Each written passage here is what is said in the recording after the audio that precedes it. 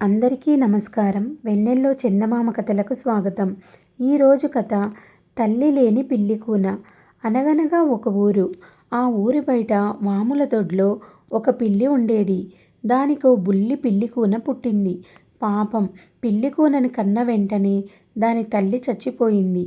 తల్లి లేని పిల్లి కూనకి పిల్లి భాష తెలియనే లేదు.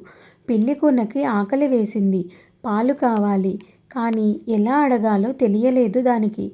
పాపం ఆకలితో ఆవురావురమంటూ పిల్లి కూన వీధిలో పడింది. ఏడుస్తూ నడుస్తోంది. దారిలో దానికొక కుక్కపిల్ల కనపడింది.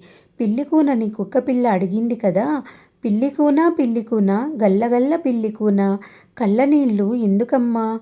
ఏడుస్తూనే అంది పిల్లి కూన. కుక్కపిల్ల కుక్కపిల్ల, ఒక సంగతి చెప్పగలవా? ఆకలేస్తే పాల కోసం అమ్మని ఏమని అడుగుతావు? కుక్కపిల్ల అంది. బౌ బౌమని అరుస్తాను. పసందైన కుక్క భాష. పాలు నీకు కావాలా? బౌ బౌమని అరిచి చూడు. పిల్లి కూన అంది. బౌ బౌమని అరవలేను. బాగులేదు కుక్క భాష. మాతృభాష తప్ప నాకు మరో భాష వద్దు వద్దు అని పిల్లి కూన అక్కడి నుంచి వెళ్ళిపోయింది. దారిలో కోడెదూడ కనబడింది. అడిగితే అంబా అని అరవమంది. పిల్లి కూనకి ఆ భాష నచ్చలేదు. కాకి పిల్ల కనపడింది. కాకా అని అరవమంది. కప్పపిల్ల కనపడింది. బెకబెకమని పిలవమంది. మేకపిల్ల కనబడింది. మే మే అని అడగమంది. పిల్లి కూన ఏడుస్తూ వెళ్ళిపోయింది. ఈ భాషలేవీ నాకు వద్దనుకుంది. ఆఖరికి ఒక పెద్ద పిల్లి కనపడింది. ఏడుస్తున్న పిల్లి కూనను బుజ్జగించి, పిల్లి కూన ఎందుకమ్మా ఏడుస్తావు అని అడిగింది. ఆకలేస్తే పాల కోసం అమ్మనేమని అడుగుతావు అని అడిగింది పిల్లి కూన. మ్యావ్ మ్యావ్ మ్యావ్ మ్యావ్ అని బోధించింది పెద్ద పిల్లి. పిల్లి కూనకి తల్లి భాష దొరికింది. మ్యావ్ మ్యావ్ అని పాడుకుంటూ ఒక ఇంట్లోకి వెళ్ళింది.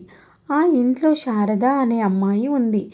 మ్యావ్ మ్యావ్ అంది. తల్లి లేని పిల్లి కూన. శారద దాని భాష తెలుసుకుంది. ఓహో, ఆకలేస్తోందా పిల్లి కూన? పాలు తెస్తాను తాగు అని శారద ఒక పళ్ళెం నిండా పాలు పోసి తెచ్చింది. పిల్లి కూన సంతోషంతో పాలన్నీ తాగింది. తరువాత పిల్లి కూన, శారద చాలాసేపు ఆడుకున్నారు. ఆఖరికి అలసిపోయి శారద నిద్రపోయింది. పిల్లి కూన కూడా ఒక మూల హాయిగా నిద్రపోయింది. ఇక కథ కంచికి మనం ఇంటికి. ఈ కథ మీకు నచ్చింది అనుకుంటాను.